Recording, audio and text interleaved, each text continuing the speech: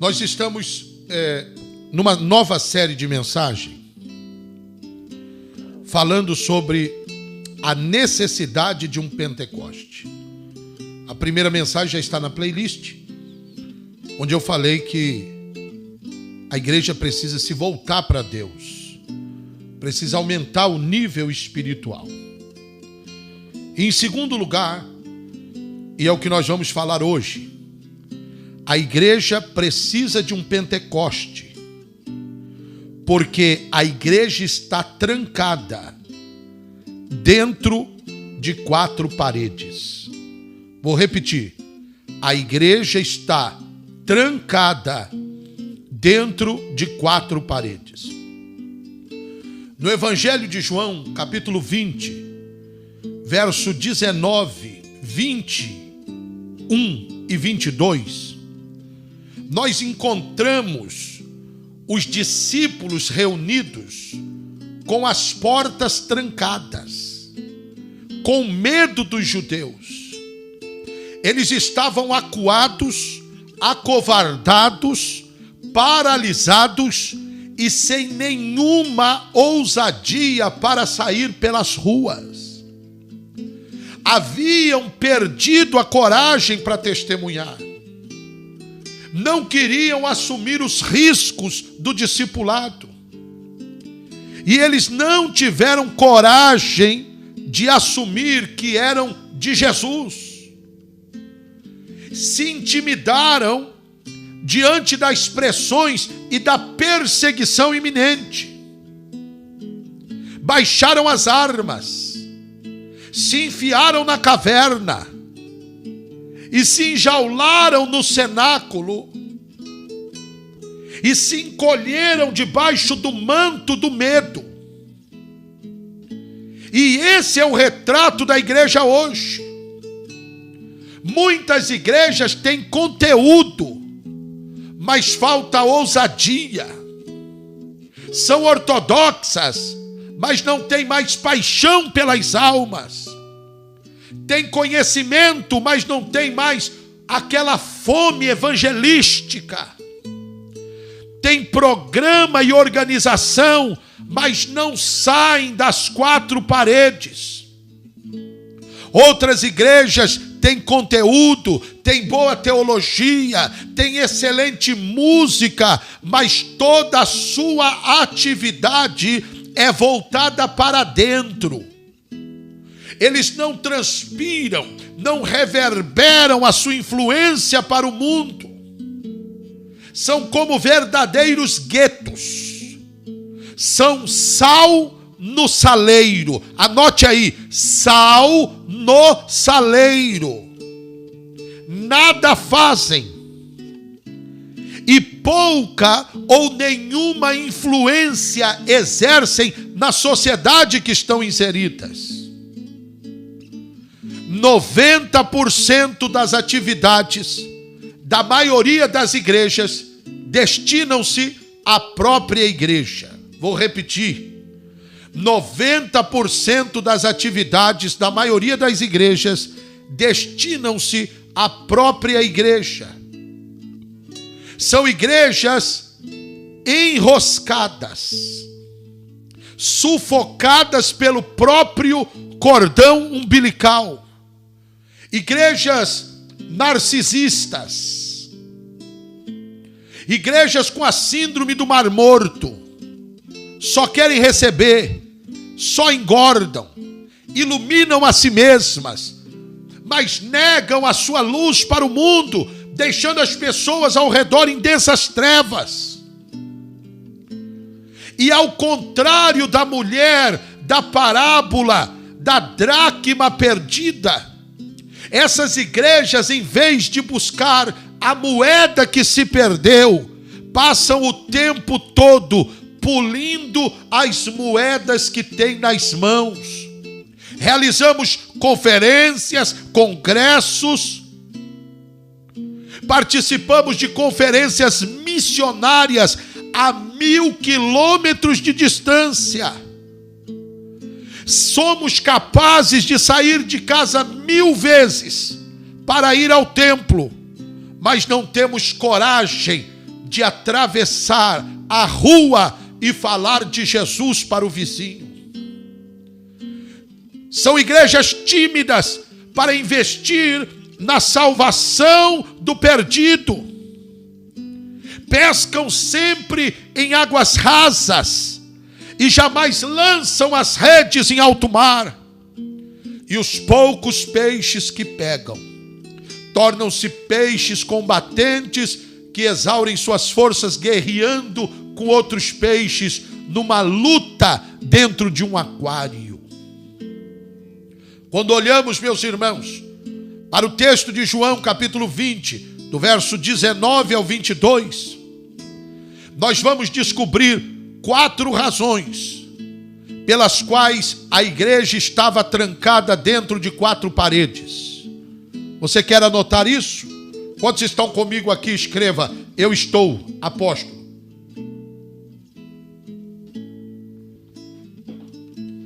Primeira razão para a igreja estar entre 4 paredes: medo. Alguns crentes têm medo das críticas, medo do preconceito, medo da perseguição, medo de ser zombados, medo de assumir que são de Jesus. Por isso se acovardam como Pedro.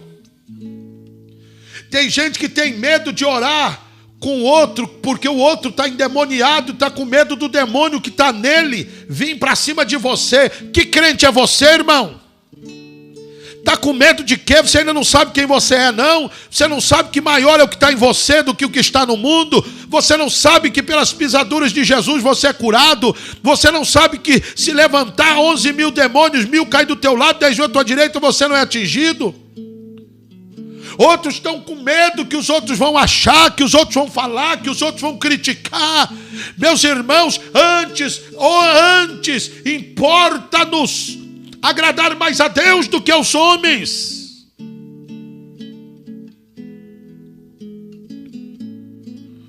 Deus não te chamou para ser medroso. Deus não te chamou para ser medrosa. Deus não te chamou para ser covarde. Deus te chamou para ser uma tocha, para ser uma flecha, para ser um instrumento ousado nas mãos do Deus que fez o céu e a terra.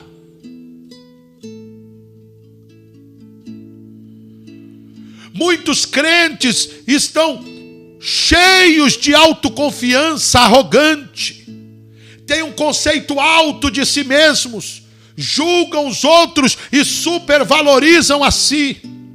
Como Pedro, começam a seguir Jesus de longe, não tem coragem de abandonar a fé, mas também não tem disposição de ir de vez para o mundo. E ainda não tem fibra para andar perto de Jesus. Quantos mergulham em caminhos cheios de escuridão, discípulos covardes, como Pedro, também se unem a companhias que são um tropeço para a sua fé.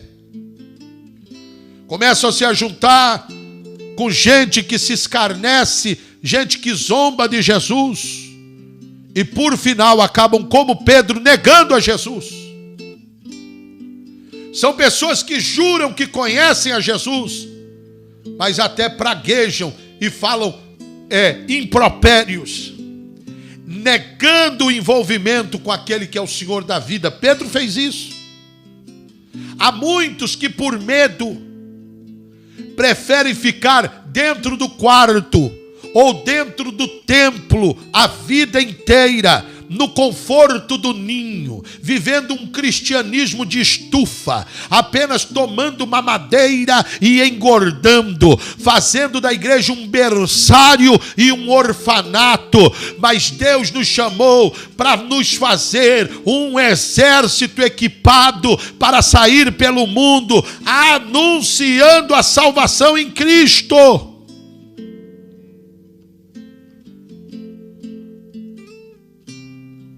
Eles estavam entre 4 paredes, primeiro por medo, segundo, pela ausência da centralidade de Jesus na vida. Eles estavam com medo porque Jesus estava ausente naquela reunião. Como Jesus não estava presente, as portas estavam trancadas. E aquilo era uma antítese de todo o ministério terreno de Jesus. Era o contrário.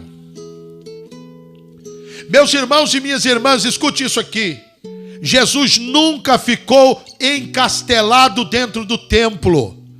Jesus nunca ficou empoleirado numa cátedra. Seu ministério foi itinerante, foi na rua, nas cidades, nas casas, nas estradas. Jesus ia ao encontro das multidões. Em outras palavras, aonde estava o pecador, aí estava o campo missionário de Jesus.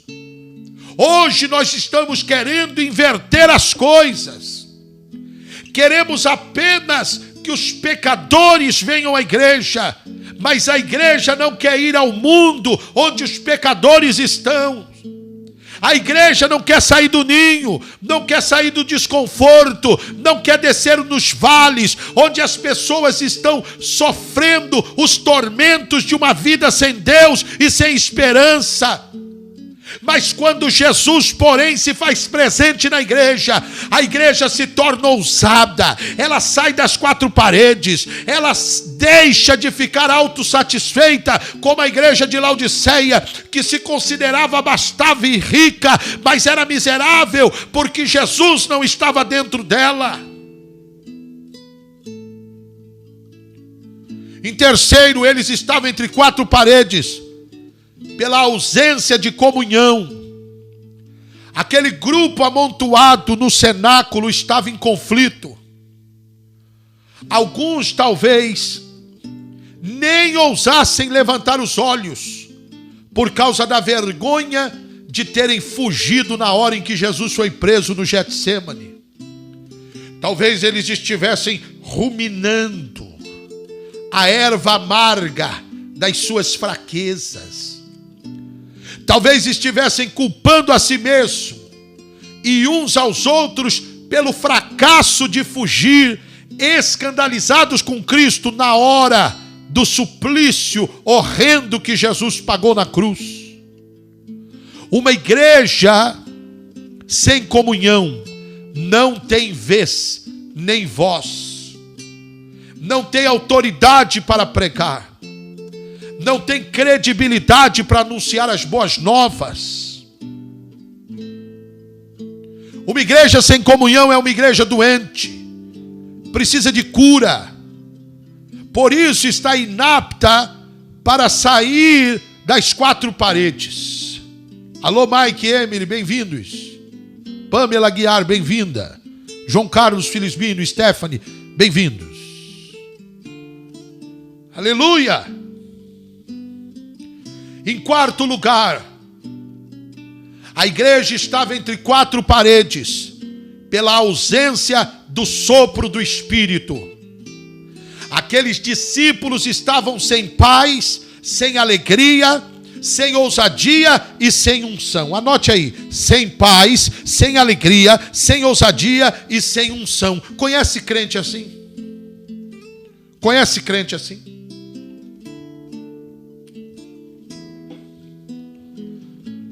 Estavam secos, estavam murchos, estavam vazios, estavam amontoados, não tinham comunhão, estavam congregados, mas Jesus estava ausente, estavam juntos, mas estavam com medo. Era uma comunidade cristã, mas sem o sopro do Espírito, por isso estavam trancados com medo dos judeus. Quando perdemos o sopro do Espírito, tornamo-nos crentes medrosos. Levante a mão onde você estiver. Eu quero declarar a ousadia de Deus sobre a tua vida. Não tenha medo de pregar o evangelho. Não tenha medo de retaliação. Não tenha medo de que o outro está macumbado. Não tenha medo. Deus não te chamou para ter espírito de medo. Não, Deus não te chamou para ser tímido. Deus te chamou para ser cheio do Espírito Santo. Receba coragem, ousadia e força de Deus para fazer a obra nesse tempo final.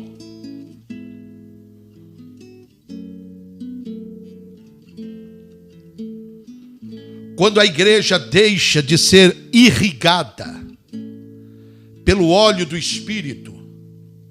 Presta atenção nisso.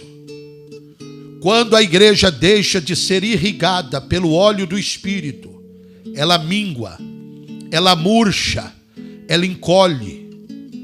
Quando falta óleo na engrenagem, a máquina bate pino. Quando a igreja perde a plenitude do Espírito Santo, ela se intimida e fecha-se entre quatro paredes.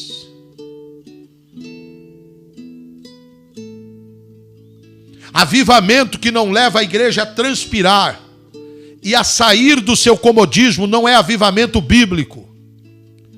Avivamento que não empurra a igreja para fora do ninho é apenas um movimento superficial de consequências miúdas, pequenas. A Bíblia diz que quando Paulo chegou a Tessalônica, a mensagem do evangelho vazou pelos poros da igreja e alcançou todo mundo. Quando Paulo chegou a Éfeso, a partir dali, o evangelho irradiou-se por toda a Ásia Menor. Sempre que Deus visitou o seu povo em poderosos derramamentos do Espírito, a igreja avançou para conquistar os perdidos lá fora, no mundo onde eles estavam. Eis porque precisamos de um Pentecoste nesses dias, para tirar a igreja de trás dos muros de concreto e levá-la para as ruas, para as praças, para o meio da multidão, a fim de sermos sal, de sermos luz, de sermos portadores de boas novas da salvação.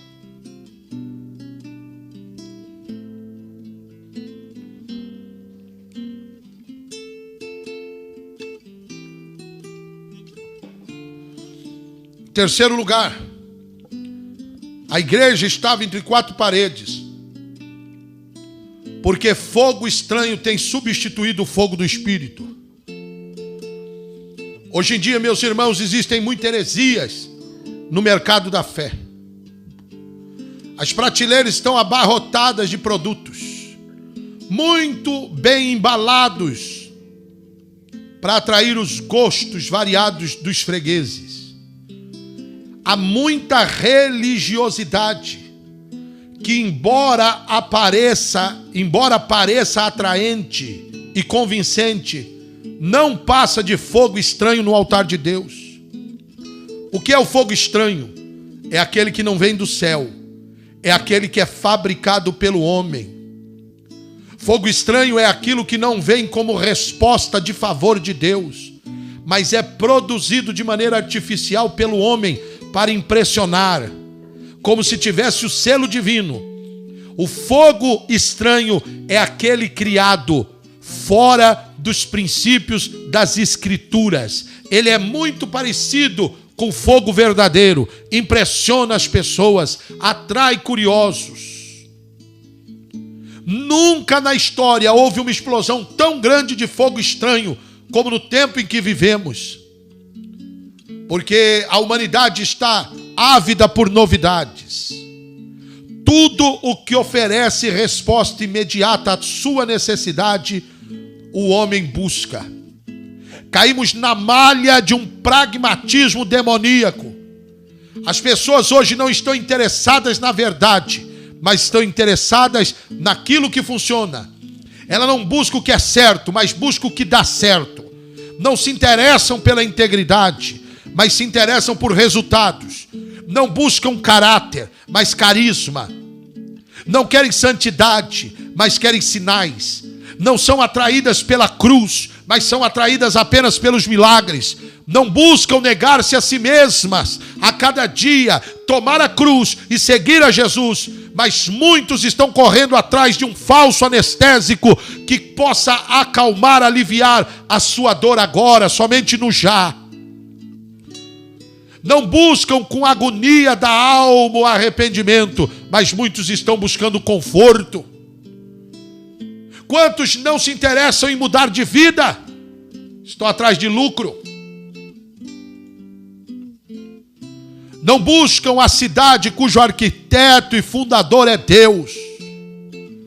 Estão buscando apenas os impérios deste mundo não se importam com o fogo do inferno, desde que consigam apagar as chamas do sofrimento que lhes incomoda agora.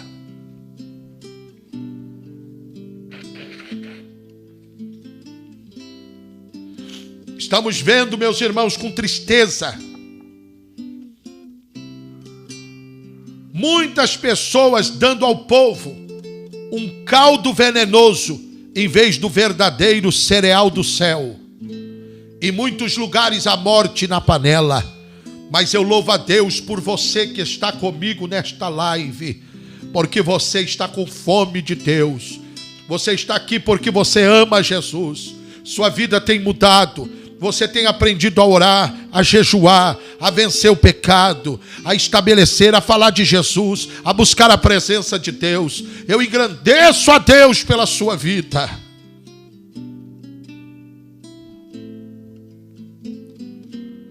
Irmãos, em muitos altares existe fogo estranho, atraídos pelas novidades. Alguns líderes se tornaram verdadeiros mágicos na fabricação de fogo que não é verdadeiro. Fazem malabarismos para impressionar aqueles que não conhecem a palavra. Muitos estão negociando os milagres, fazendo uma barganha com os céus. Existem, senhoras e senhores, muitos mercenários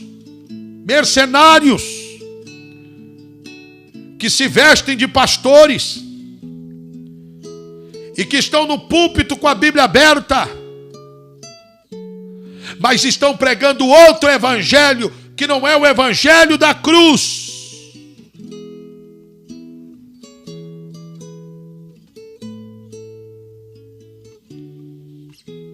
Há igrejas que se chamam evangélicas, mas que estão criando um sincretismo religioso, o evangelho mágico, com práticas pagãs.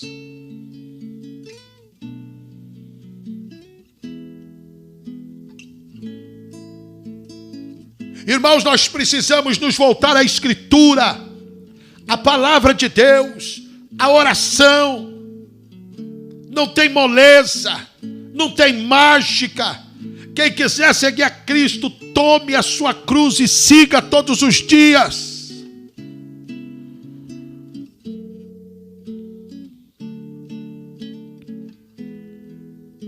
Aleluia.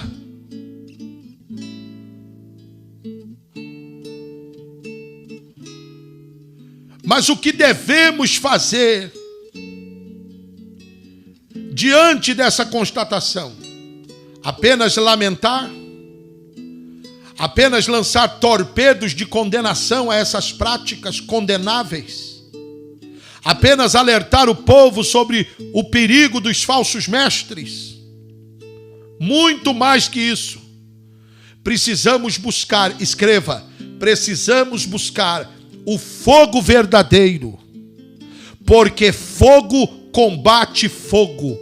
A melhor maneira de cercar o fogo é com fogo. Apenas o fogo autêntico é capaz de apagar o fogo falso. Só o fogo do céu pode fazer morrer as chamas do fogo estranho. Deus sempre se manifestou através do fogo. Quando Deus apareceu a Moisés no Sinai, revelou-se através do fogo. No Monte Carmelo, Deus destronou a credibilidade abominável de Baal, mandando fogo do céu. Quando Salomão consagrou o templo, o fogo de Deus invadiu o santuário. No Pentecoste, o Espírito desceu sobre os discípulos em chamas como de fogo.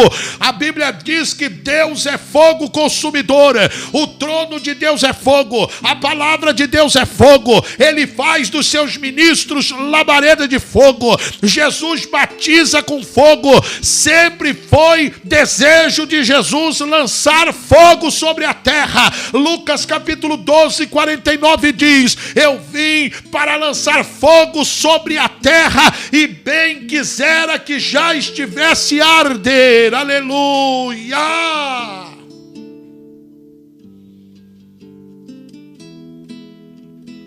Está pitando aí. Quando a igreja perde o fogo do Espírito, o mundo perece no fogo do inferno. Eita, meu Deus, eu gostaria que todos escrevessem, se você puder fazer um post dessa frase. Faça um post dessa frase. Aleluia. Quando a igreja perde o fogo do Espírito, o mundo perece no fogo do inferno. Vou repetir. Quando a igreja perde o fogo do Espírito, obrigado. Quando a igreja perde o fogo do Espírito, o mundo perece no fogo do inferno. O Espírito Santo é poder. O Espírito Santo traz poder. Poder é dunamis, é dinamite, e dinamite só explode com fogo. Quando a dinamite explode, até pedra se quebra. O fogo de Deus lança luz sobre as trevas. O fogo de Deus aquece os que estão frios. O fogo de Deus queima o entulho do pecado. Purifica aqueles que armazenam lixo no porão da memória, da alma. O fogo de Deus não pode ser contido. Ele se alastra. Oh, glorificado seja Deus. Ele salta obstáculos. Ele desconhece dificuldades. O fogo de Deus não pode deixar de ser percebido. Onde ele está, as pessoas notam. O fogo de Deus atrai. Onde as suas labaredas se levantam, é para lá que as pessoas correm. O fogo de Deus não pode ser fabricado e nem produzido artificialmente. Ele é resultado de uma vida no altar, de uma busca sincera, de uma consagração verdadeira, de uma entrega sem reservas de almas que suspiram, que desejam pelo Altíssimo. Precisamos de um Pentecoste, aleluia, que apague o fogo estranho e acenda verdadeiras labaredas do Espírito nos corações. Oh, aleluia! Aleluia, esse é o soluço da minha alma, o grito do meu coração, que eu possa ser um graveto seco a pegar fogo, pois eu estou certo de que se o fogo pegar na lenha seca, até a lenha verde vai começar a arder por Deus. Aleluia!